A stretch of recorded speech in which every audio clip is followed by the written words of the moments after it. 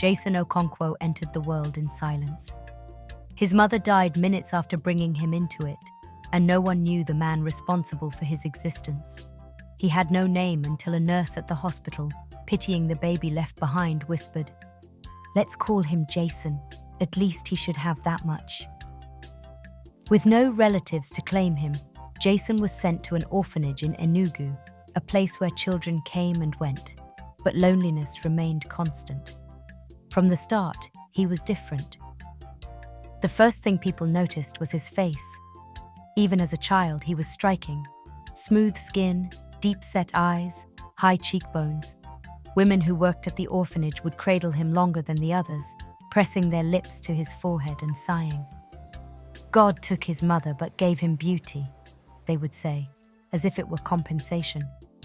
But the other children didn't see it that way. At first, it was small things: a missing toy, a meal plate accidentally knocked over.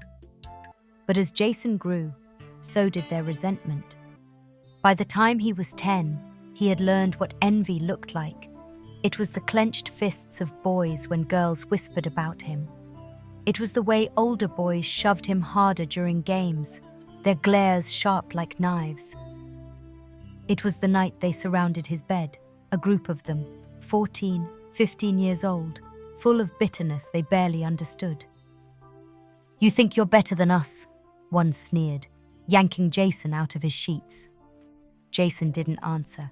He had learned that words only made things worse. The first punch sent him crashing to the floor. The second split his lip. The third cut his cheek. A thin line of blood, not enough to ruin his face, but enough to send a message. The next morning, the caretakers found him in bed, staring at the ceiling. He didn't cry. He didn't tell. He just learned. From that day, he spoke less, smiled less, trusted less. But no matter how hard he tried to blend in, people always noticed him. The teachers, the visitors, the donors who came once in a while. They all gravitated toward him, offering small favors, an extra slice of bread, a new pair of shoes. It only made things worse. By the time Jason was 18, he had counted down the days to his departure. He had no family, no money, and no home to go to. But that didn't scare him.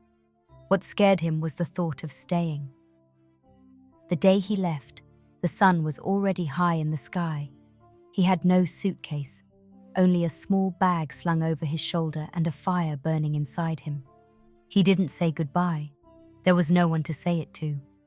Instead, he stepped onto the first bus heading to Lagos, a city where no one knew him, a city where he could finally prove he was more than just a beautiful face. Jason Okonkwo was ready to take on the world. Lagos was nothing like Enugu. It was loud, fast, and unforgiving. The streets didn't care where you came from, only how hard you were willing to fight. Jason stepped off the bus with a few naira in his pocket and a hunger that had nothing to do with food. He had no plan, no connections, just a determination to survive. For the first few weeks, he took whatever jobs he could find, washing cars under the scorching sun for rich men who never tipped, selling recharge cards on street corners, dodging area boys who wanted a cut of his money, running errands for market women who barked orders but always gave him extra food. It was tough, but Jason quickly noticed something.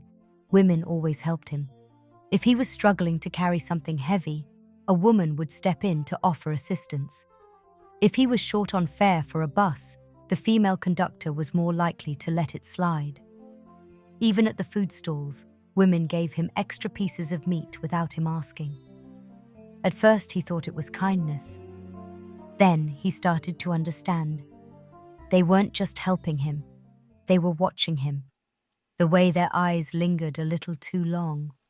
The way they found excuses to touch his arm or brush against him. The way their voices softened when they spoke to him. It didn't matter if they were young or old, single or married. They all reacted the same way. Jason had spent his whole life trying to ignore the way people looked at him, but now, it was his only advantage. One afternoon, while washing a black SUV at a luxury car wash, he overheard a conversation.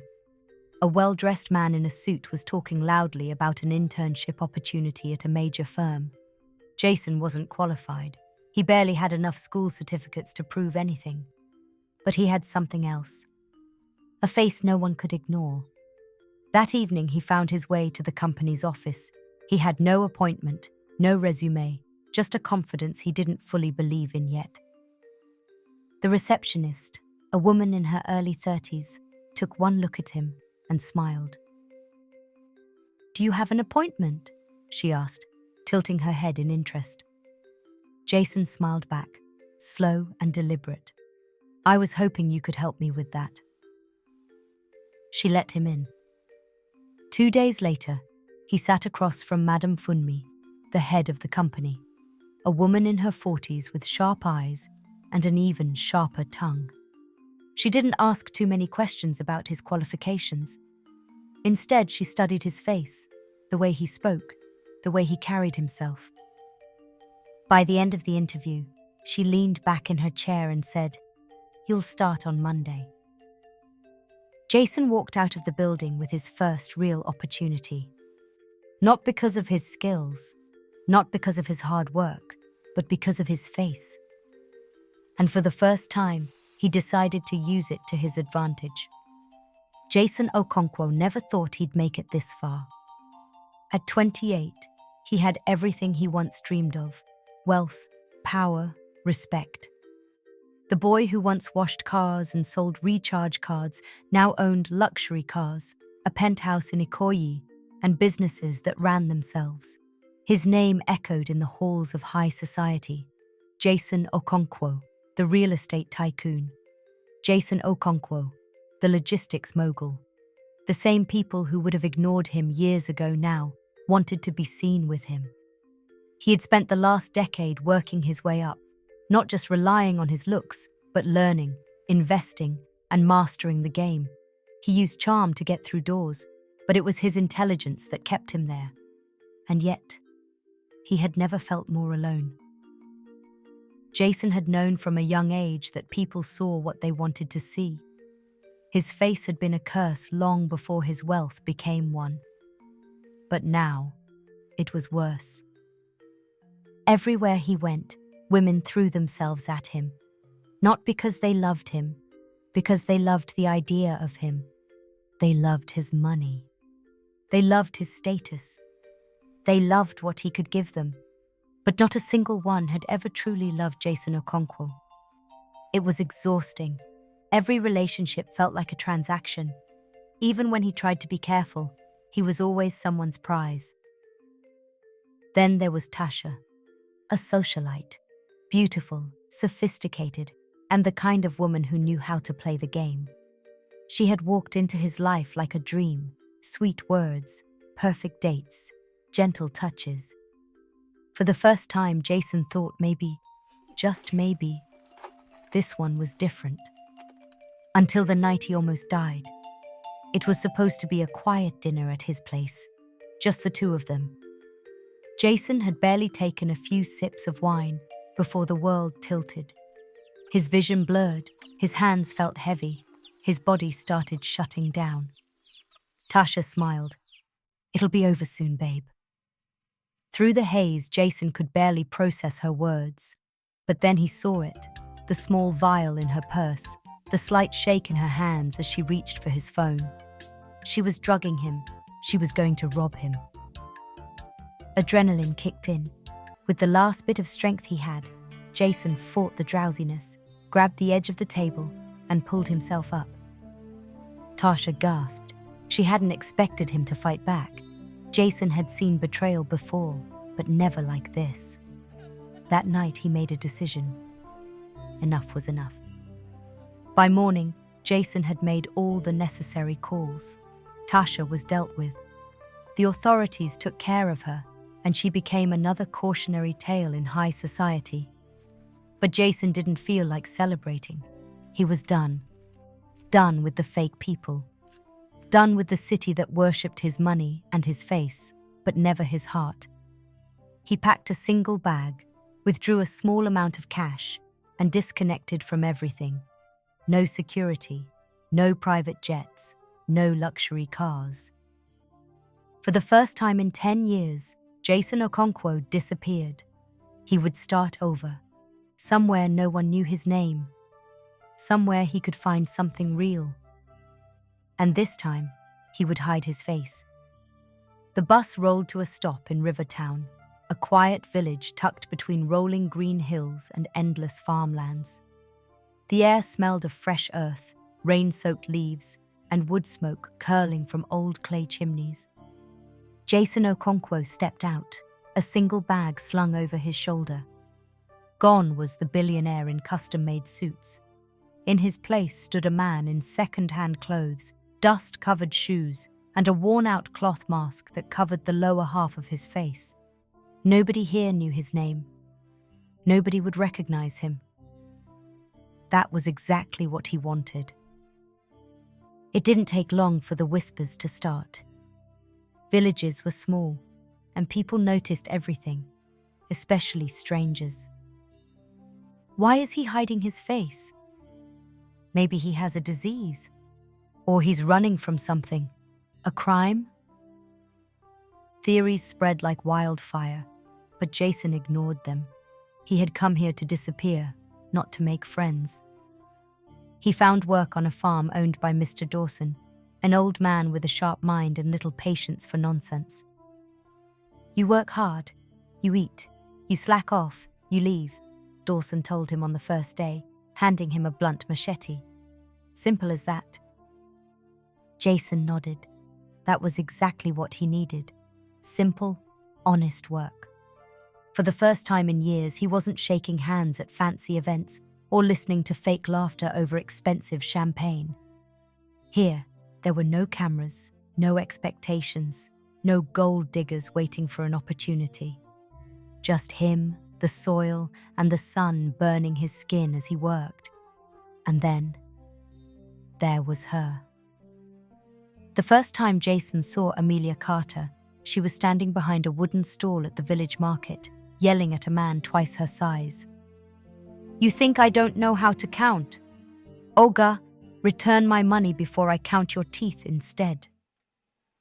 Jason slowed his steps, intrigued. Amelia was nothing like the women he was used to. There was no fake politeness, no shy smiles or empty flattery. She was strong, fierce, and spoke with the authority of someone who had never needed anyone's approval. She turned, her deep brown eyes locking onto him for the first time. Jason felt something shift in the air. A pull, a tension. Her eyes flickered to his mask, then back to his own. She didn't react the way the others did. No fear, no curiosity, just quiet assessment. "Are you buying something, or do you just like standing around?" she asked, raising a brow. Jason hesitated.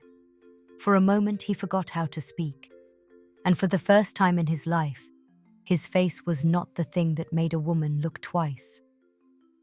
That night, as Jason lay on the small wooden cot in his new room, he realized something. For the first time in years, a woman had looked at him without trying to own him. And for the first time ever, he wanted someone to look at him again. But Amelia Carter was different. And Jason had a feeling she wasn't the kind of woman who fell for ghosts. The days in Rivertown settled into a rhythm. Mornings were spent in the fields, afternoons under the scorching sun, and nights on a worn-out cot in a tiny room Jason rented behind Mr. Dawson's barn. Life was simple, quiet, exactly what he thought he wanted, except for one problem. He couldn't stop thinking about Amelia Carter. Jason had met women from all walks of life, socialites, CEOs, actresses, even politicians. They all wanted something from him, his money, his connections, his face. But Amelia wanted nothing. She ran the local food stall with a sharp tongue and sharper instincts, a woman who had learned to survive on her own. To her, Jason was just another drifter, a man with no past, a man with no future, a man who wasn't her problem. If anything, she seemed annoyed by his presence. "Masked stranger, stop hovering around my stall like a ghost. Either buy something or go away." Her words were sharp, but Jason noticed the way her lips twitched, almost like she was amused. He should have walked away, but he didn't. Instead, he found himself lingering a little longer, watching her argue with customers, watching her flip roasted plantains over an open flame, her skin glowing in the firelight. And then it happened. It was an accident. A busy evening at the market. People pushing past each other, coins clinking, voices rising. Jason had reached for something, a sack of rice, just as Amelia had moved to grab it. Their hands touched. It was the briefest contact, a second, maybe less, but Jason felt it like a jolt of electricity straight to his chest. Amelia froze, just for a heartbeat. Then she snatched her hand away, eyes narrowing like she was daring him to say something. Jason said nothing, but for the rest of the evening, his hand burned where she had touched him. A few days later, Jason was passing through the market when he saw the argument unfold. Amelia stood, arms crossed, glaring at a trader who was twice her size. "You're shortchanging me," she said, voice calm but firm. The man laughed. "And what will you do, little madam? Fight me?" Jason didn't hear the rest. He didn't need to. When Amelia left in frustration, he stepped forward, dropped a few crisp naira notes on the table, and walked away. He didn't expect her to find out. She did. That evening, she stormed into the farm, stopping inches from where Jason was stacking bags of grain. "You think I'm a charity case?" Jason turned slowly, adjusting his mask. "What are you talking about?" Amelia crossed her arms. "I know what you did. You paid that trader after I left. Why?" Jason stared at her, unsure how to answer. "Because I wanted to. Because you deserve better. Because I can't stand seeing people take advantage of you." Instead, he shrugged. It wasn't a big deal. Amelia's jaw tightened. "It was to me." For the first time in a long time, Jason felt something stir inside him. Something dangerous, something real. Because Amelia Carter wasn't like anyone he had ever met. And suddenly, the mask he wore wasn't just hiding his face. It was protecting his heart.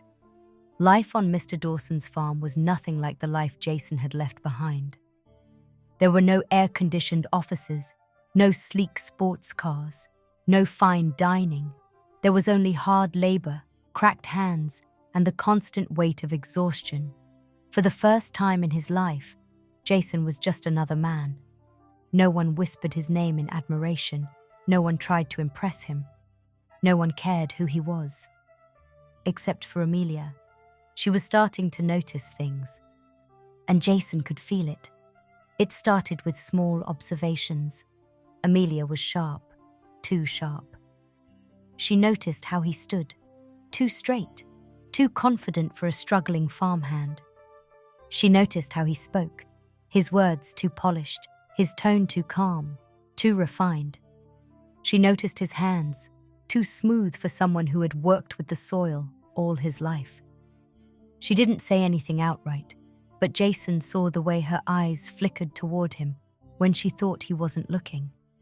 She was watching him, studying him. And Jason knew it was only a matter of time before she asked the question he wasn't ready to answer. The night the mask almost fell, the sky had been threatening rain all evening. Jason had been working late in the barn, stacking sacks of grain when the wind picked up, howling through the trees like a warning. Amelia was outside, hurriedly covering her stall before the rain hit. Jason had just stepped out when a sudden gust of wind tore through the village, strong enough to send crates flying. Then it happened. His mask, his only protection, his only disguise, was yanked loose. For the briefest second, the world stopped. The wind stilled. The rain paused. And Amelia saw a glimpse of what was beneath.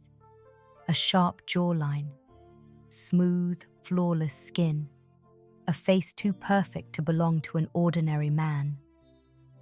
Jason lunged, grabbing the mask before it could fully slip away, yanking it back into place.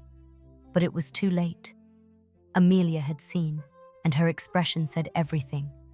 Shock, suspicion, confusion, and something else, something dangerous. Jason didn't answer. He couldn't. He could see the wheels turning in Amelia's head, the unspoken questions forming. Was he a fugitive, a runaway prince, a man hiding from his past? Jason turned away, heart pounding in his chest. I'm no one. But Amelia wasn't the type to let things go, and Jason knew. She wasn't going to stop until she found out the truth. The storm had passed, but its rage was not forgotten. The river that usually ran calm and shallow had swollen overnight, its waters dark and hungry.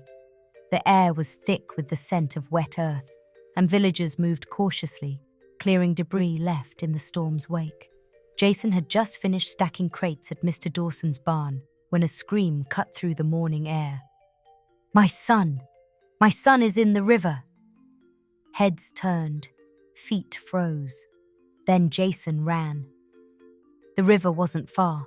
By the time Jason reached the bank, he saw the boy, a small child, no older than 6, struggling against the current, tiny arms flailing. Villagers stood at the edge, helpless, terrified. The water was too wild. No one dared to jump in. Jason didn't think. He didn't stop to remember that he was supposed to be hiding. He just acted. Boots hit mud. Water rushed up his legs, then his chest. The current pulled, twisted, fought him, but Jason pushed forward, his muscles straining as he fought the waves. Then, he reached the boy. Hold on! Jason gasped, wrapping an arm around the child. The river fought back, dragging them under. The boy clung to him, sobbing. Jason kicked, pushing them both toward the shore. Almost there. Almost. A sharp tug. Jason felt it before he saw it. His mask. The river ripped it away. Jason emerged from the water, gasping for breath. He lifted the child onto the riverbank, hands shaking. The villagers rushed forward, pulling the boy into his mother's arms. He should have felt relief, but the silence told him something was wrong. Too much silence. He turned and met Amelia's eyes. She was standing a few feet away, her breathing shallow, her hands clenched, but it was her face that made Jason's chest tighten. She wasn't just staring, she was frozen. Because now, for the first time, she was seeing him. Not the mask, not the disguise. Him, Jason Okonkwo. The man with the face too perfect to belong to an ordinary farmer. Their eyes locked. The air between them was thick with something unnamed. Jason's heart pounded. He waited for her to say something, anything, but she didn't. Because there were no words. Jason stood, dripping wet, his face fully exposed to the world for the first time in months. Villagers whispered, some gasped, but none of it mattered. Not the voices, not the stares, not the fear crawling up Jason's spine. Only Amelia. Because she wasn't just looking at him. She was seeing him. And Jason knew in that moment, everything was about to change. The days after the river rescue felt different. Jason still woke before dawn, still worked the fields, still kept to himself. But something had shifted. Amelia. She hadn't said a word about what she saw, but Jason could feel the weight of her silence. She avoided his eyes, but when she thought he wasn't looking, he caught her staring. Like she was trying to figure him out, like she was waiting for him to explain. At the market, Amelia spoke to him the same way she always had. Sharp, sarcastic, challenging. But there was something underneath now. A hesitation. A question she wasn't asking. Jason felt it between them, in the way her hands lingered on the produce, in the way her voice softened for half a second before turning cold again. It was a game, a waiting game, and Jason knew it was only a matter of time before the silence cracked. It happened one evening. The market was closing. The sky was painted in streaks of gold and violet, the smell of roasted corn lingering in the air. Jason had been stacking crates when he heard her voice behind him. "Tell me the truth." He didn't turn, didn't pretend to misunderstand. He knew exactly what she was asking. Slowly, he set down the crate and faced her. She was standing a few feet away, arms crossed, eyes locked onto his. Jason exhaled. No more running, so he told her. Everything. That his name was Jason Okonkwo, not Jay the farmer. That he wasn't poor. That he wasn't just another drifter looking for work. That he was a billionaire. That he had built an empire in Lagos. That he had walked away from it all because he was sick of being used. And finally, that he had never lied about her. Everything else was a lie, Jason admitted, voice quiet. But what I feel for you, that was real. Amelia stared at him, her face unreadable. Then she let out a short, bitter laugh. So everything has been a lie?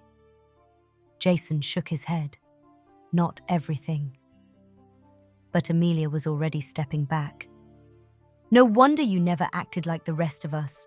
No wonder you never struggled like the rest of us. You were never one of us, were you? Jason's chest tightened. That's not fair. Her eyes flashed. Isn't it? You lied, Jason. You lied to all of us. To me. She turned, walking away before he could say another word. And just like that, the fragile connection between them shattered. Jason stood there long after she left, the weight of her words pressing into his chest. He had wanted honesty. Now he had it, and it felt like losing something he never even had the chance to hold. Jason knew the moment he stepped into the village square that everything had changed. The whispers started immediately. Women who had never given him a second glance now looked at him like he was the answer to their prayers. Men who had once ignored him now watched with suspicion, and the villagers. The same ones who had gossiped about his mask, who had called him strange, who had spread rumors that he was hiding a terrible past, now whispered a new story. Jason Okonkwo was a billionaire. The news spread like wildfire. Women who had never spoken to him before suddenly found reasons to approach him. Jay, I made some fresh bread. Let me bring you some. You work too hard. Let me help you with your clothes. I never really believed those rumors about you. You're such a good man. Jason felt nothing. Not anger, not amusement, just exhaustion. This was exactly why he had left Lagos. And yet, despite the noise, despite the attention, his focus remained on one person. Amelia. She had avoided him all day. Whenever he passed by her stall, she turned away. If their eyes met, she looked through him like he wasn't there. But Jason felt her. Felt the storm in her silence. Felt the question in her absence. And it was breaking him apart. That evening, he found her where he always did, at the riverbank, sitting on the large rock she loved, watching the water flow. He stood a few feet away, waiting. Finally, she spoke.